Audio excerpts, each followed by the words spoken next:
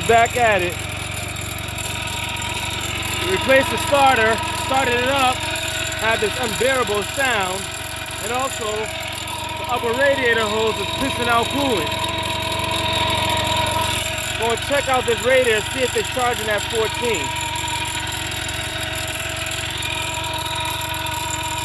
11.5 volts. 10 volts. There we go. The reason why the battery won't stay charged, it should be charging at 14. And a bad bearing probably won't allow it to charge properly. Second issue, right here. Not bueno. Got a new hose, flapway.